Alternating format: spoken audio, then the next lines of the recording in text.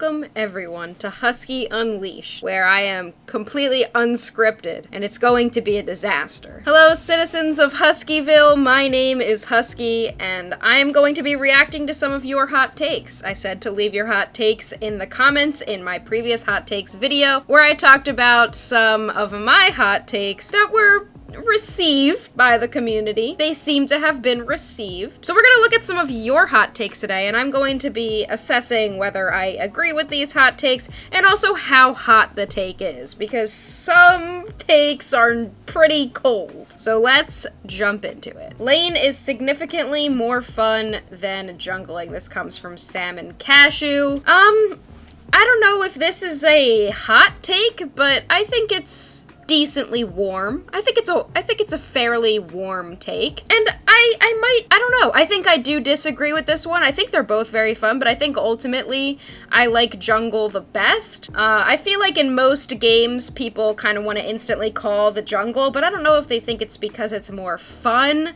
or if they think that they just are the best player in the game and they need to make sure that they're the one with the best experience. But it's a pretty good take. I like to think of it like this. Lane is very fun. Ginger with Envy has one of the best hot takes. I think I captured another one of hers, but this one says, my silly hot take is bush checking is for wimps. I refuse to fear tall grass. I'll charge in with my face. If I die, I die by my principles.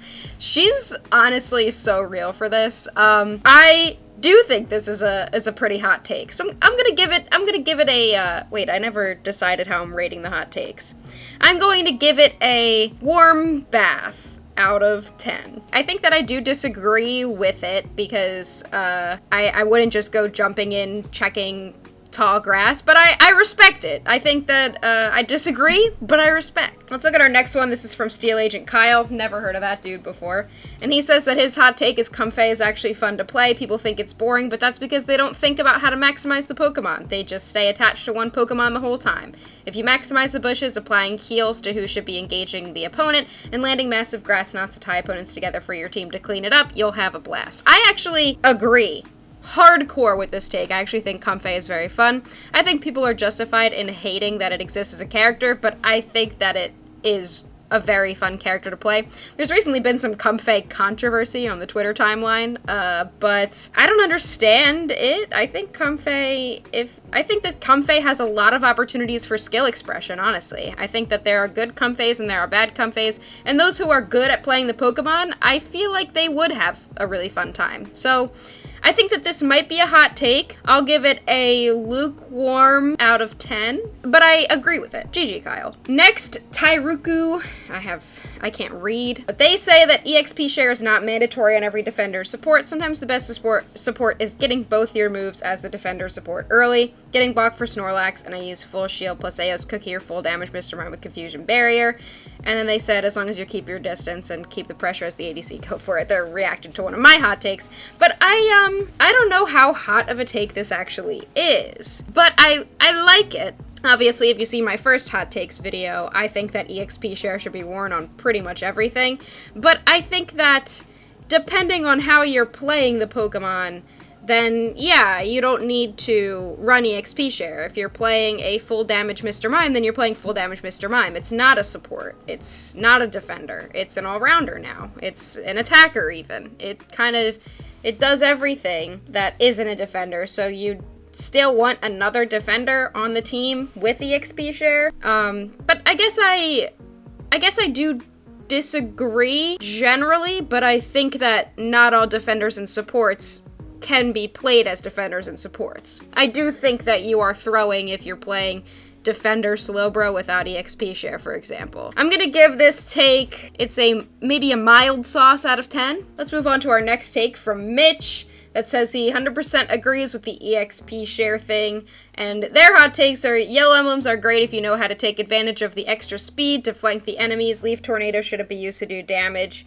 You should use it to give your team a speed boost to help some mons like Outrage Dragonite get in or Inteleon get away. Don't even get me started on how cracked it is with a good block. Snorlax Lassie Leftover is a good item when used optimally. So they have a couple hot takes in here. Said yellow emblems are great. I don't think they're great. I don't know how hot of a take this is, though. I think that this is a take. A take out of 10. And I I feel okay about it. I think that maybe they're not great, but they can be fun. I think that they're a fun option, but I don't think they're great. Leaf Tornado shouldn't be used to do damage. I actually do agree with this one. I don't know if the take generally is that Leaf Tornado should be used to do damage. I think that the take generally is that Leaf Tornado is not as good as Pollen Puff. But, I agree that that's probably right. I think, this is probably correct out of 10.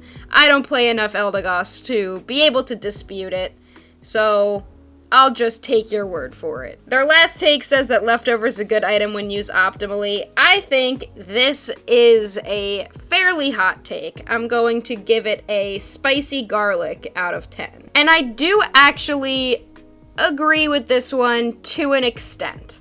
I think it's a good item when used on specific Pokemon, but I don't know how optimally you can use Leftovers. Like, what do you mean optimally? Do you mean not going to fights? Do you mean like never farming? Do you mean trying to backcap and prioritizing those things? Like, it depends on the Pokemon you're playing. So I think I would need more information to confirm whether I agree with this take or not. Let's move on to Hawini and God. They say, my hot take is backcapping is okay in some situations. If you have high mobility like Dodrio or Talon and jump back into the fight, it's okay. I'm not saying Guardy should backcap at Ray. I think this is a pretty hot take. I think generally the idea is that backcapping is bad, so I think this is a decent hot take. This is preheated oven for baking cookies out of 10.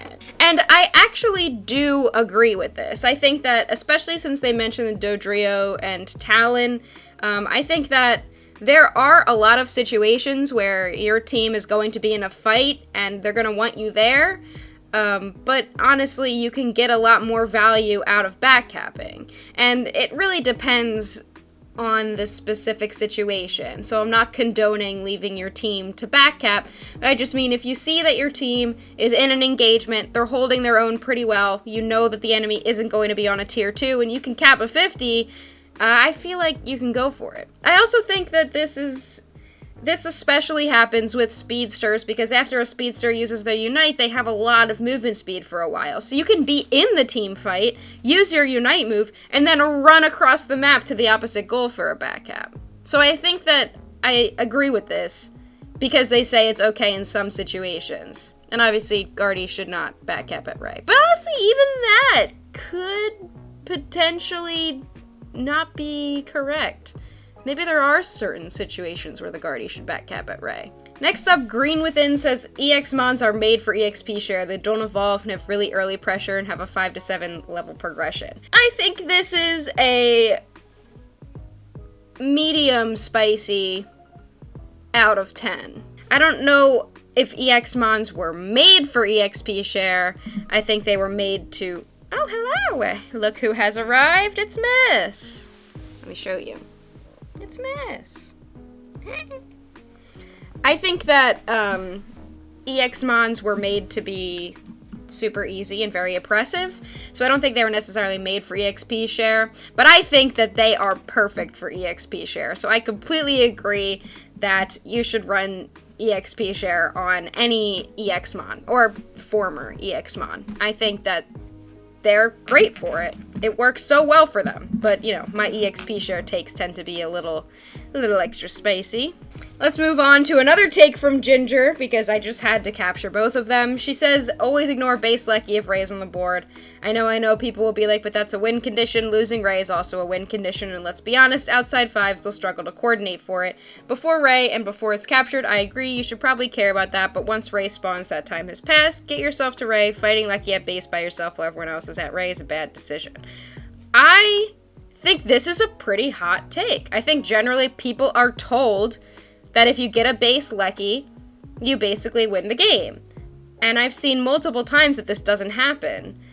But I think that she's right, that this is a pretty hot take. I'm gonna give this a summer pool party with a hot tub out of 10. And I think that, yeah, I never really thought of it like this, but that's probably a good rule of thumb to follow if you're me, like, when I'm thinking about it. Having a base Lecky walking in And even if it does walk in, your team can run there and score, but then the other team gets Ray and they might win from that. It really depends on the situation.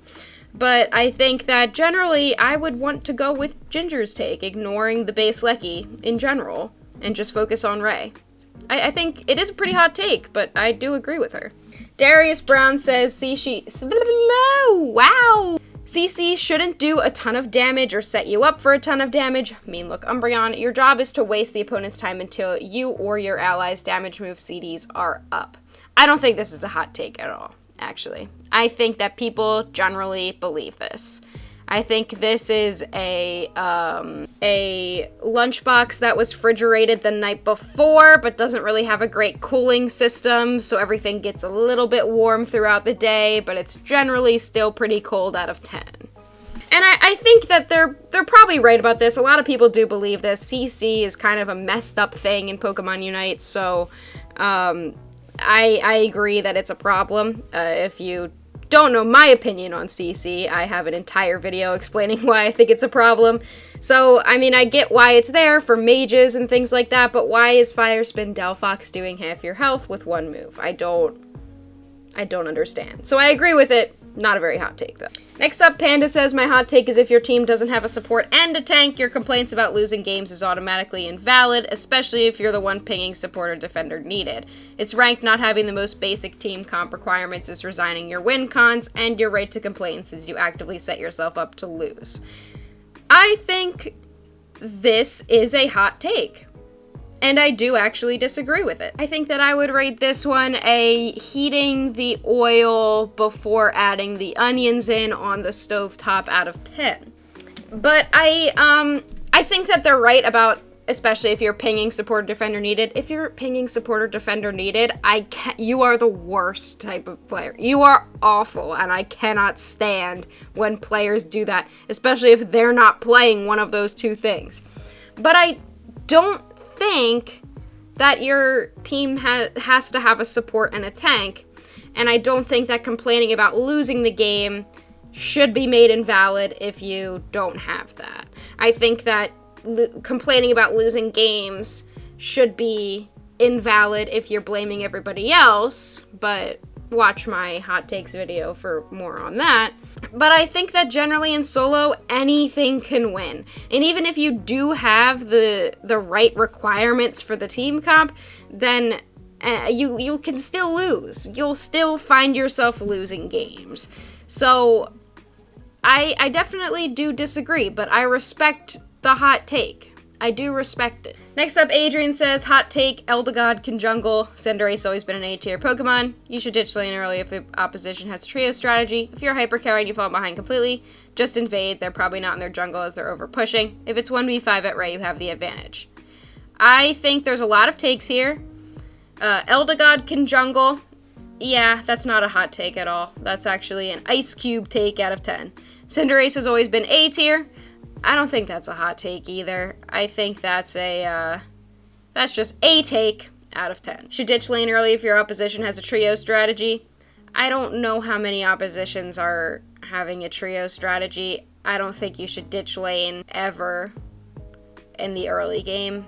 I think you should hang out in lane at least until the first jungle rotation and the first birds, and then you can rotate if you absolutely need to.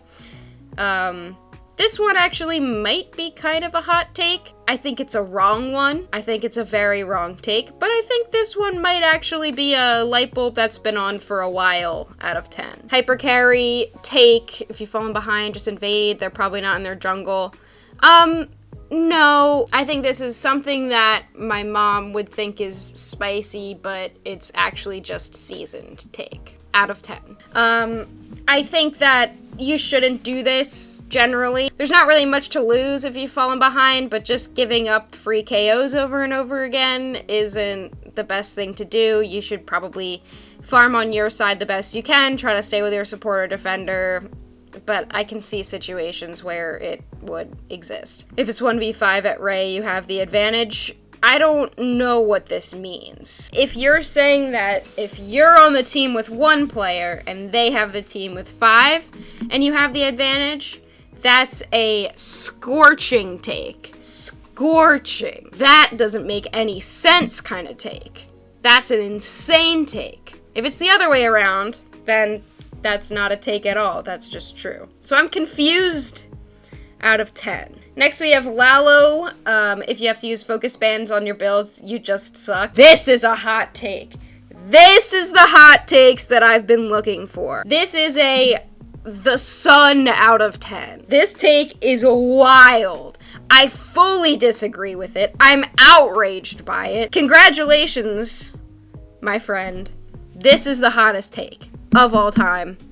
That's crazy. Next up, Azu says, my hot take, when there's a minute left, forget about Rayquaza, score as much as you can, and if they get Ray, defend. I think this is a pretty hot-ish take. This is the bottom of your computer after you've been playing a game on it for a while out of 10. I think that I kind of agree and I kind of disagree. I think it really depends what the rest of your team is doing. If there's a minute left and you can score to put some pressure on, then do that. If you're ahead and you're going to peel off of Rayquaza to score 100 points, I think that's a throw. If you're super behind, or like a little bit behind, and you know that a score might put you in the lead or get you closer or force them to try to engage with your team and set your team up for success, then yeah, I can see where it can, can be beneficial. But I don't think this is a universal thing that you can do all the time. Finally, Ziggy says, you're playing support or defender isn't as big of a difference maker as you think if you don't normally play those mons. Now you swap from having a mon with a good IQ at the level you're currently playing with to a mon you have no clue how to play at your current rank, thus making it a handicap for your team. If you have 5 attackers, then you have 5 attackers. But if you swap, you have 4 attackers and a support that's probably going to be played like an attacker. I like this take. I don't know how hot it is. I think it's a microwaved leftovers at work out of 10. I think that he's right, though. I actually do very much agree with this. I didn't used to agree with this, but I think generally higher level players and players with a better understanding of the game will generally agree with this, because we've been playing with so many people who have no idea how to play the game that it doesn't matter what they play. If they play a support, if they play a defender, it doesn't matter. They're still gonna be bad, so it doesn't matter what they end up playing, you know? So I feel like I've won with 5 attacker team comps. I've won with 5 supporter team comps. I feel like you can win with anything. If you can't play something and the team really needs it, then you just gotta hope that your team fills for you, and you should just play what you know. I believe that. But maybe it is a hotter take than I think. Let me know. Alright, well that is it for this video. I hope you enjoyed this Husky Unleashed unscripted content from me today. Make sure you continue to leave more of your hot takes in the comments, either on the first hot takes video or this one, and if you like this, I'll continue reacting to your hot takes. Alright everybody, that is all from me and Miss Moon. We'll see you all next time. Bye! She pressed my Be Right Back screen. We will see you all next time. Bye!